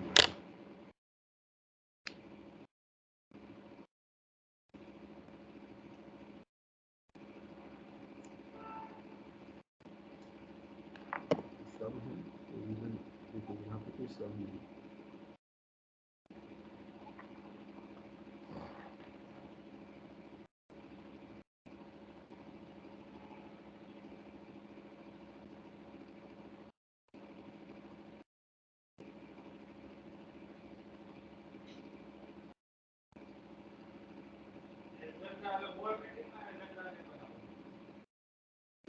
ये टेबल है। अब वो जो मैंने बताया वही चीज़ें आपको यहाँ पे अगेन क्लियर होगी। क्योंकि वो रेसिडेंट है या नॉन ऑर्डिनरी रेसिडेंट है वो हमें देखना है। ठीक है, समझ लो कि कोई बंदा क्या है, फॉरेन सिटीजन। देखो फॉरेन सिटीजन हुआ मतलब और फॉरेन सिटीजन है but he is a person of Indian origin. कोई बंदा कौन है, फॉरेन सिटीजन है और पर्सन ऑफ इंडियन ओरिजिन। अगर उसकी इनकम जो अदर देन फॉरेन सोर्सेज की 15 लाख से ज़्यादा, देखो फॉरेन सिटीजन है और उसकी इनकम 15 लाख से ज़्यादा है, लेकिन वो पर्सन ऑफ इंडियन ओरिजिन भी है साथ में, देखो। ओके, और वो दूसरी कोई कंट्री में टैक्स भरने के लिए लायबल नहीं। ओके, और वो इंडिया में 30 डेज रुक गया। ओके, और प्रीवियस ईयर के आगे के 4 साल में 380 डेज है। Okay, dual conditions are given is satisfied, yes residential status is a non resident. Okay, तो ये यहाँ पे ये रेसिडेंशियल स्टेटस आपको डिटरमाइन करने के लिए बोला है कि भाई ये सिचुएशन आपको ये दी गई है, तो इसका रेसिडेंशियल स्टेटस क्या होगा। यहाँ पे आंसर है, देखो यहाँ तक क्वेश्चन ही है और यहाँ पे आपको आंसर दिया है। ओके, तो देखो यहाँ पे क्या कहना चाहते हैं कि कोई बंदा फॉरेन सिटीजन है, कौन है, फॉरेन सिटीजन, लेकिन साथ में वो इंडियन ओरिजिन है और उसकी फॉरेन सोर्सेज के इनसे इनकम 15 लाख से ज़्यादा हो जाए, और उसका जो ये 15 लाख से ज़्यादा जो उसने इंडिया में कमाया वो दूसरी कोई कंट्री में टैक्सेबल नहीं हो रहा, और इंडिया में प्रीवियस ईयर में 30 दिन रहा, प्रीवियस ईयर के आगे के 4 साल में वो 380 डेज रहा। तो देखो वो दो जो कंडीशन भी है वो उसकी सेटिस्फाई हो रही, अगर उसने, हाँ यहाँ ऐसा भी बोला है कि जो सेक्शन 6 सब सेक्शन 6 में जो ड्यूअल कंडीशन मतलब एडिशनल कंडीशन वो सेटिस्फाई कर रहा है, तो भी उसका रेसिडेंस स्टेटस हम क्या गिनेंगे, नॉन रेसिडेंट। देखो यहाँ पे कहने का मतलब क्या है, एक्सप्लेन क्यों,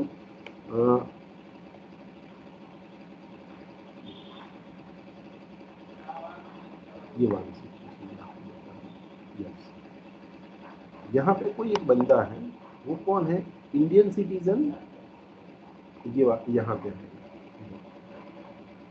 मैं आपको अलग अलग सिचुएशन बताए कि भाई कोई बंदा कौन है,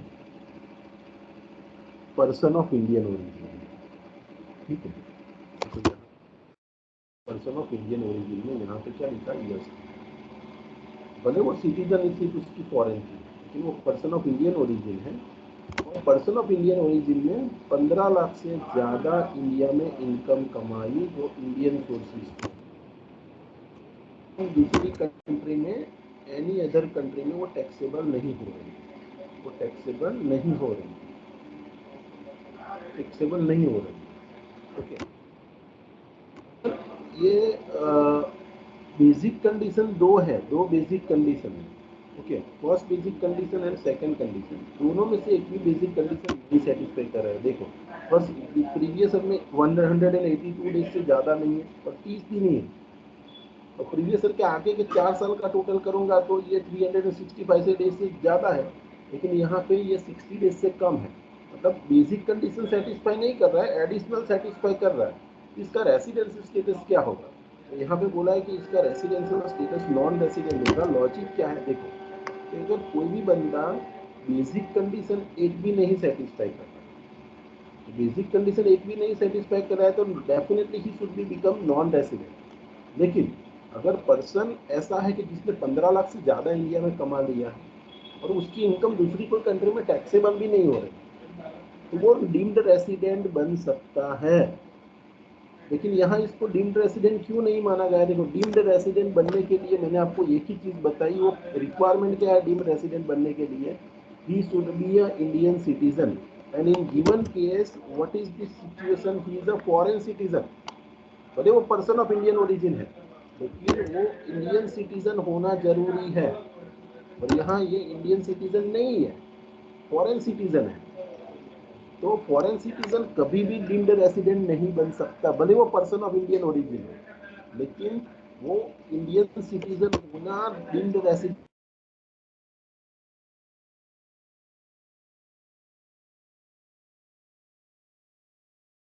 रेसिडेंट इन इंडिया है।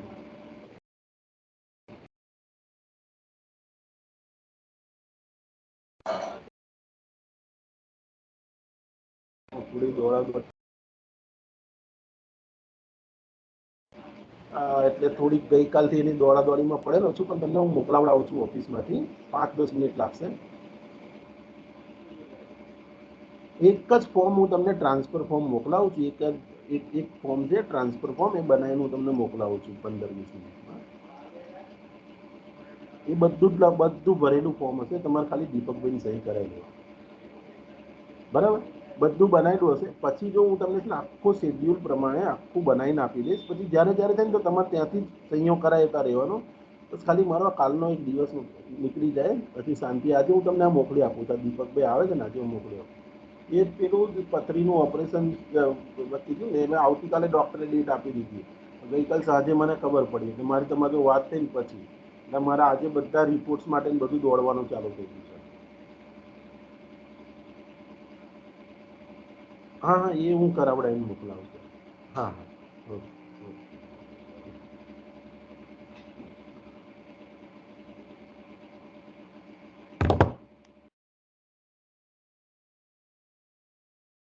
हेलो, ये जो पहला लाइन है उसमें इसको नॉन रेसिडेंट क्यों किया है वो समझ में आया आपको बेटा? यहाँ इसको देखो, वो बेसिक कंडीशन तो सेटिस्फाई नहीं कर रहा है।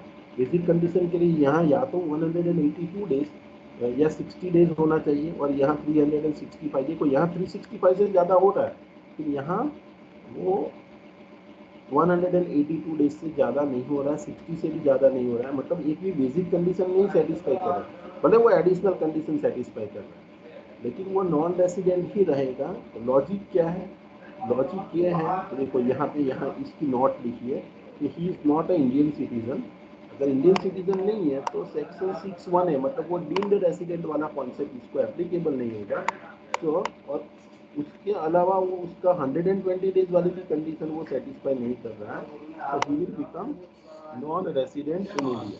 अभी अब देखो दूसरी सिचुएशन है, यहाँ ये इंडियन सिटीजन है, इंडियन ओरिजिन भी, लेकिन उसकी इनकम इंडिया में 15 लाख से ज़्यादा नहीं हो रही। मतलब 15 लाख से ज़्यादा नहीं हो रही है, मतलब यहाँ पे देखो 15 लाख से कम है, मतलब यहाँ पे कौन होगा, यहाँ पे 15 लाख से कम है, तो उसको या तो फर्स्ट कंडीशन सेटिस्फाई करनी है या तो सेकंड करनी है। दोनों में से एक सेटिस्फाई करता है तो रेसिडेंट, और दोनों एडिशनल सेटिस्फाई करता है तो रेसिडेंट एंड ऑर्डिनरीली रेसिडेंट बनेगा।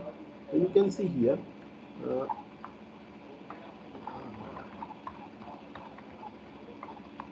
यहाँ पे देखो वो इंडियन सिटीजन है, इंडियन ओरिजिन भी है, और उसकी इनकम 15 लाख से ज़्यादा नहीं है, और वो दूसरी कंट्री में टैक्स भरने के लिए भी लायबल है। देखो उसने फर्स्ट बेसिक कंडीशन सेटिस्फाई करने के लिए उसको यहाँ पे कितने दिन चाहिए? प्रीवियस ईयर में 182 डेज। 182 डेज नहीं है, हम सेकंड पे जा सकते हैं, यहाँ सेकंड कंडीशन पे। ओके, सेकंड हम चेक कर रहे हैं, सेकंड चेक करते हैं कि प्रीवियस ईयर में 60 डेज और प्रीवियस ईयर के आगे के 4 साल में 365।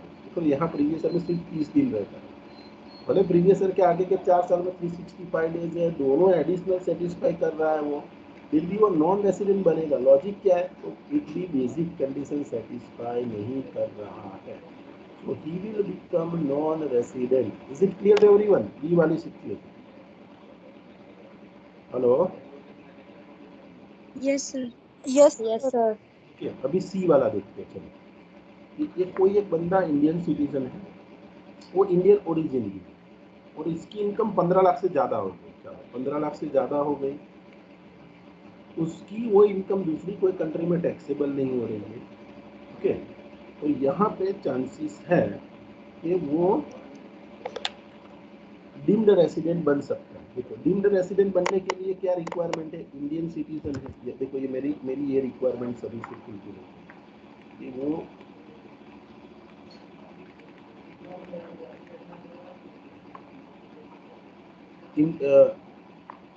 इंडियन सिटीजन है, उसकी इनकम 15 लाख से ज़्यादा है, और उसकी इनकम दूसरी कोई कंट्री में टैक्सेबल नहीं हो रही। तो भले वो बेसिक कंडीशन सेटिस्फाई करे या ना करे, अगर कोई बंदा ये रिक्वायरमेंट फुलफिल कर रहा है कि इंडियन सिटीजन है, प्रीवियस ईयर में 15 लाख से ज़्यादा इंडिया में से कमाया है, और उसकी इनकम दूसरी कोई कंट्री में टैक्सेबल नहीं हो रही, भले वो एक भी बेसिक कंडीशन सेटिस्फाई करे या ना करे, वो क्या बन जाएगा, ही विल बिकम डीम्ड रेसिडेंट। और वो डीम्ड रेसिडेंट है, फिर हमें एडिशनल कंडीशन चेक करने की जरूरत नहीं, वो बाय डिफॉल्ट क्या बन जाएगा, resident but not ordinary resident. तो यू कैन सी हियर, यहाँ पे वो यहाँ एडिशनल कंडीशन सेटिस्फाई भी कर रहा है, हमें एडिशनल कंडीशन सेटिस्फाई करता है या नहीं करता है कुछ नहीं देखना है। देखो बेसिक तो वो एक भी नहीं सेटिस्फाई कर रहा है, प्रीवियस ईयर में 30 दिन मतलब बेसिक कंडीशन सेटिस्फाई नहीं कर रहा है, प्रीवियस ईयर की में या तो 182 दिन या तो 60 डेज होना चाहिए, वो नहीं कर रहा है बेसिक की, और एडिशनल दोनों भले कर रहा है, ठीक है। कितना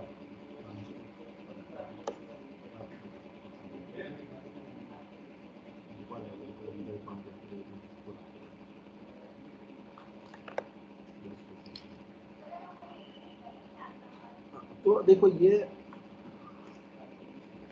अगर कोई इंडियन सिटीजन है, अगर भले कोई भी कंडीशन नहीं सेटिस्फाई कर रहा है लेकिन 15 लाख से ज़्यादा कमा दिया, तो वो resident and ordinarily resident but not ordinarily resident बनेगा। मैंने आपको यहाँ पे जो बताया कि डीम्ड सिटीजन है, मतलब इंडियन सिटीजन है, 15 लाख से ज़्यादा इंडिया से कमाया और उसकी इनकम दूसरी कोई कंट्री में टैक्सेबल नहीं हो रही है, वो बेसिक सेटिस्फाई कर रहा है नहीं कर रहा है कुछ नहीं देखना है, वो डीम्ड रेसिडेंट कहा जाएगा। और वो भले एडिशनल सेटिस्फाई करता है या नहीं कर रहा है, लेकिन उसका रेसिडेंसी स्टेटस क्या होगा, resident but not ordinarily resident. NR का मतलब resident but not ordinarily resident, NR मतलब नॉन रेसिडेंट। तो अभी एक चौथी केस बताया है कि कोई बंदा है, वो उसका इंडियन सिटीजनशिप है, ठीक है, वो इंडियन ओरिजिन भी है, उसकी income other than foreign sources मतलब इंडिया से 15 लाख से ज़्यादा इनकम कमाए, और उसकी इनकम दूसरी कोई कंट्री में टैक्सेबल हो रही है, मतलब यहाँ दूसरी कंट्री में उसकी इनकम टैक्सेबल हो रही है, मतलब इसका डीम्ड सिटीजन बनने की, डीम्ड रेसिडेंट बनने के कोई चांसेस नहीं है। डीम्ड रेसिडेंट कब बनता है, व्हेन पर्सन इज इस income is not taxable in any other country, दूसरी कोई कंट्री में टैक्सेबल नहीं होती तभी वो डीम्ड रेसिडेंट बन सकता है। यहाँ तो उसकी इनकम दूसरी कोई कंट्री में टैक्सेबल हो रही है, दूसरी कोई कंट्री में टैक्सेबल हो रही है, तब वो डीम्ड सिटीजन नहीं बन सकता। तो उसको क्या करना है, हमें first and second condition check करनी है, ओके। और फर्स्ट और सेकंड, और यहाँ पे फर्स्ट और सेकंड नहीं सेटिस्फाई करता तो he will become non resident. तो देखो यहाँ पे उसने फर्स्ट कंडीशन हमने देखा, first is not satisfied, second is also not satisfied, second का मॉडिफाइड वर्जन इसको एप्लीकेबल हो सकता है क्योंकि उसकी इनकम 15 लाख से ज़्यादा है, और सेकंड का मॉडिफाइड वर्जन के लिए यहाँ पे क्या कितने चाहिए, 120 डेज, वो भी नहीं सेटिस्फाई कर रहा है, तो he will become what, non resident. Okay, एक भी बेसिक नहीं सेटिस्फाई कर रहा है, भले वो एडिशनल सेटिस्फाई कर रहा है, और ही will become what, non resident, ठीक है। अभी देखो यहाँ पे ये फॉरेन सिटीजन, देखो फॉरेन में तो मैंने सीधा बताया आपको फर्स्ट कंडीशन चेक करनी है, लेकिन फॉरेन के साथ वो इंडियन ओरिजिन भी, भले इंडियन ओरिजिन है लेकिन फॉरेन के साथ इंडियन ओरिजिन होता है तो भी डीम्ड नहीं बन सकता। डीम्ड तो तभी बन सकता है कि अगर वो इंडियन सिटीजन है, सिर्फ इंडियन सिटीजन है, और 15 लाख से ज़्यादा इंडिया में कमाया और उसकी इनकम दूसरी कोई कंट्री में टैक्सेबल नहीं है, तभी वो डीम्ड रेसिडेंट बन सकता है, ओके। तो देखो यहाँ पे कोई फॉरेन सिटीजन है, वो पर्सन ऑफ इंडियन ओरिजिन भी है, और उसकी इनकम 15 लाख से ज़्यादा है, लेकिन वो दूसरी कोई कंट्री में टैक्सेबल नहीं हो रही, दूसरी कोई कंट्री में टैक्सेबल नहीं हो रही है, ओके। तो यहाँ पे क्या पॉसिबिलिटी है कि फॉरेन सिटीजन, देखो डीम्ड के लिए इंडियन रिक्वायरमेंट कंपलसरी है, तो यहाँ पे क्या पॉसिबिलिटी हो सकती है कि इंडियन सिटीजन या इंडियन ओरिजिन, तो यहाँ पे Indian origin and he is coming to India, visit India, और उसने 15 लाख से ज़्यादा कमा लिया, तो ये यहाँ पे फॉल होगा, यहाँ पे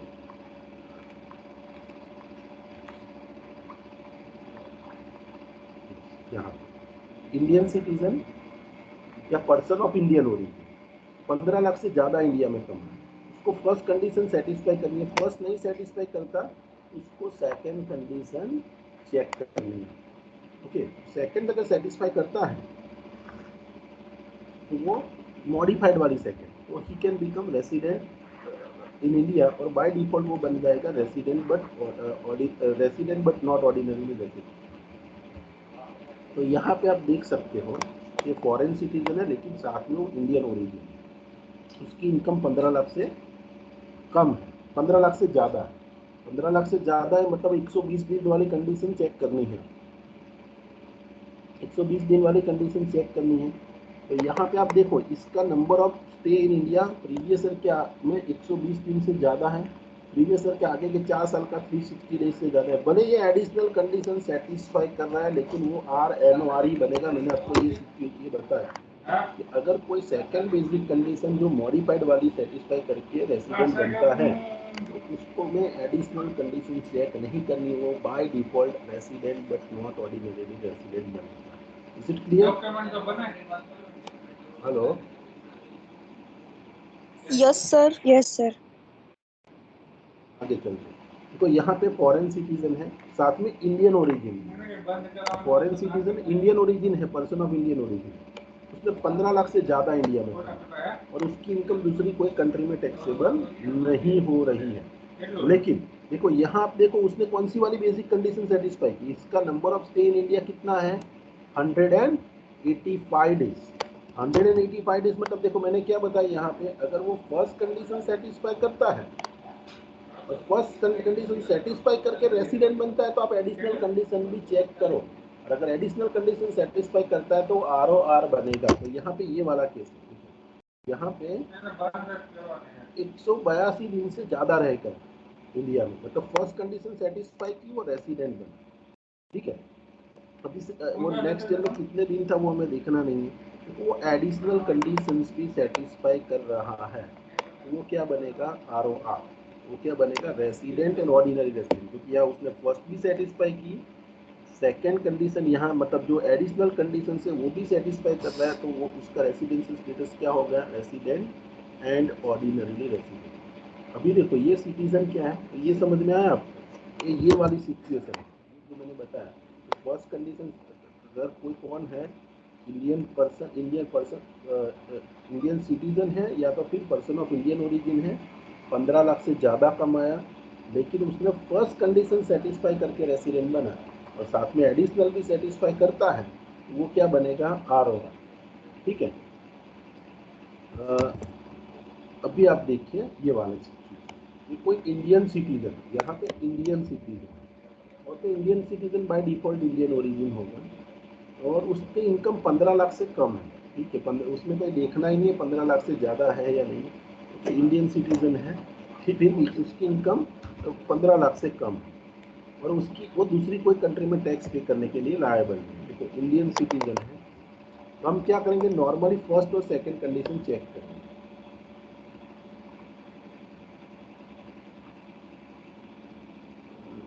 इंडियन सिटीजन तो ये वाला अगेन ये ऐसी सिचुएशन आ रही है, देखो इंडियन सिटीजन इंडियन सिटीजन, ठीक है, इनकम 15 लाख से कम है मतलब डीम्ड रेसिडेंट नहीं बन सकता, डीम्ड रेसिडेंट नहीं बन सकता, 15 लाख से कम है, ठीक है। दूसरी कोई कंट्री में उसको टैक्स भी नहीं पे करना है, तो हमें क्या करना है, ये नॉर्मल केस जैसा केस हुआ, हमें चेक करना है फर्स्ट कंडीशन सेटिस्फाई कर रहा है, तो फर्स्ट कंडीशन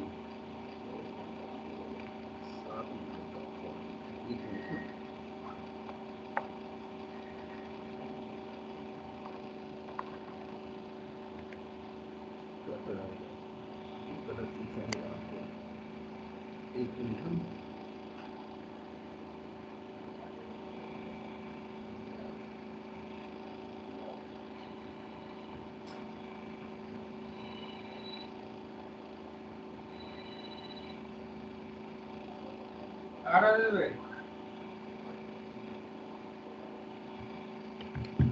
यहाँ पे गलत है। देखो इंडियन सिटीजन है, इंडिया के अंदर इसका इंडियन सिटीजन है, 15 लाख से कम है उसकी, तो उसको दोनों में से एक बेसिक कंडीशन सेटिस्फाई करनी पड़ेगी। देखो फर्स्ट कंडीशन वो सेटिस्फाई कर रहा है नहीं कर रहा है, लेकिन सेकंड कंडीशन हम देखेंगे तो 60 डेज से ज़्यादा है और प्रीवियस ईयर के आगे के 4 साल का टोटल भी 365 डेज से ज़्यादा है, तो दोनों एडिशनल भी सेटिस्फाई कर रहा है, तो इसका रेसिडेंसी स्टेटस यहाँ पे आप मटीरियल में चेंज करके ROR कर दीजिए। यहाँ पे ROR ही आएगा answer, because is satisfying the both basic condition and is also satisfying both additional condition। तो सेकेंड बेसिक कंडीशन सेटिस्फाई कर रहे, देखो यहाँ 60 डेज से ज़्यादा है, यहाँ 365 डेज से ज़्यादा है, तो ये नॉन रेसिडेंट नहीं होगा, यहाँ पे ROR आ जाएगा। यहाँ पे आप चेंज कर दीजिए, ROR आएगा, ठीक है। और ये यहाँ पे नोट है वो निकाल के निकाल दीजिए, और सी बिकम रेसिडेंट। अभी अब लास्ट वाला देखते हैं। तो मिस्टर एच है, वो फॉरेन सिटीजन है, इंडियन सिटीजन नहीं, इंडियन ओरिजिन नहीं है, उसकी इनकम 15 लाख से ज़्यादा भी नहीं, ठीक है। तो उसको बेसिक कंडीशन चेक करनी है। देखो तो इसके जैसा ही है कि फॉरेन सिटीजन है, और उसने देखो प्रीवियस ईयर में 182 दिन से कम रहा, लेकिन सेकंड वाली बेसिक कंडीशन हम चेक कर सकते हैं 60 डेज से ज़्यादा है, 60 डेज से ज़्यादा है, तो और प्रीवियस ईयर के आगे का 4 साल का टोटल करेंगे, 365 डेज से ज़्यादा है, दोनों एडिशनल कंडीशन सेटिस्फाई करता है, तो इसका रेसिडेंसी स्टेटस क्या होगा? ROR। इसका और इसका दोनों का आंसर सेम ही आएगा, दोनों सेम है। तो यहाँ पे ये गलत है, ये वाले टेबल में एक चेंज करके यहाँ रेसिडेंसी स्टेटस ROR कर देना। ओके, देखो ये टेबल थोड़ा यहाँ पे सम बनाए बिना एक्सप्लेन करने की कोशिश की, आपको कंफ्यूजन रहेगा। अगर आपको कंफ्यूजन होती है जो ये मैंने एक्सप्लेन किया नहीं है, इस तरीके से आप याद रखोगे, कभी कोई डाउट नहीं है, ठीक है। ये लेक्चर का रिकॉर्डिंग आप दूसरी बार सुन लेना यहाँ से, ये मैंने जो समरी आपको जो बताई, it will never confuse. Okay, यहाँ तक आप सबको क्लियर हुआ? When person can become resident in India, यहाँ non-resident पे 120 डे वाली कंडीशन कहीं पे अप्लाई नहीं की। 120 डे वाली कंडीशन यहाँ पे ये टेबल में बात कर रहे हो बेटा? यस। टेबल में यहाँ पे 120 वाले है ही नहीं, यहाँ पे देखो ये पर्सन ई कौन है? में ई में पर्सन कौन है? Foreign citizen. सिटीजन फॉरेन है, लेकिन क्या है? Person of Indian origin. तो यहाँ पे मैंने 120 वाले में दिखा है, यहाँ पे देखो 120 में यहाँ अगर इंडियन सिटीजन है या तो फिर पर्सन ऑफ इंडियन ओरिजिन। हाँ, यहाँ पे यस लिखा है तो पर्सन ऑफ इंडियन ओरिजिन हुआ, ठीक है। उसने 15 लाख से ज़्यादा कमाया है, दूसरी कंट्री में टैक्स भरने के लिए लायबल नहीं। तो यहाँ मैं क्या करूँगा बेटा? पहली कंडीशन चेक करूँगा, मतलब यहाँ पे मुझे फर्स्ट कंडीशन देखनी है 183 सेटिस्फाई हो रही है, नहीं हो रही है। सेकेंड कंडीशन यहाँ एप्लीकेबल नहीं होगी, सेकेंड कंडीशन यहाँ एप्लीकेबल नहीं होगी, क्योंकि वो तो यहाँ मुझे मॉडिफाइड सेकेंड कंडीशन चेक करनी है, क्योंकि उसकी इनकम 15 लाख से ज़्यादा है, 15 लाख से ज़्यादा इनकम है, तो मुझे सेकेंड वाली कंडीशन मॉडिफाई करके देखनी है। और यहाँ पे आप देखो ये 120 डेज से ज़्यादा है, प्रीवियस ईयर के आगे के 4 साल का डेटा 365 डेज से ज़्यादा है, तो ये 120 वाली कंडीशन सेटिस्फाई करके रेसिडेंट बना, साथ में दोनों एडिशनल कंडीशन सेटिस्फाई करता है। लेकिन मैंने आपको यहाँ पे बताया कि अगर 120 वाली कंडीशन सेटिस्फाई करके कोई रेसिडेंट बनता है, तो उसमें हमें एडिशनल कंडीशन सेटिस्फाई होती है या नहीं होती, हमें कोई फ़र्क नहीं पड़ता, वो बाय डिफ़ॉल्ट क्या बन जाएगा? ही विल बिकम RNOR। और यहाँ पे भी आपका आंसर देख सकते हो, NOR दिख रहा है, non resident, resident but not ordinarily resident. ये 120 वाली कंडीशन यहाँ पे ई वाले देखा आपने? यस। ठीक है, is it clear to everyone? ये सब यस हमने सर। किया पूरा सॉल्व, ठीक है। अभी मतलब with this your residency status of N individual is over, ठीक है। इंडिविजुअल का रेसिडेंसी स्टेटस हमारा यहाँ खत्म होता है। फिर भी देखो टुमारो तो मेरा लेक्चर नहीं होगा, लेकिन day after tomorrow I will come in the class and will discuss this table again, क्योंकि ये टेबल मैं आपके क्लास में आके डिस्कस करूँगा, तो आपके जो भी डाउट्स है वो क्लियर हो जाए, ठीक है। देन आफ्टर देखो क्या होगा, वो what is my schedule for your internal syllabus, that I will discuss with you in the class only, okay. तो आप यहाँ पे आज मैं मेरा ये लेक्चर कंप्लीट करता हूँ। Okay. Once this lecture is over, I will share the recording with you. कुछ स्टूडेंट ने मुझे बताया कि सर ये recording नहीं दिख रहा है, तो उसका भी सॉल्यूशन आज मैं आपको शाम तक में दे देता हूँ कि ये recording आपको YouTube पे मैं अपलोड कर दूंगा, तो कोई भी देख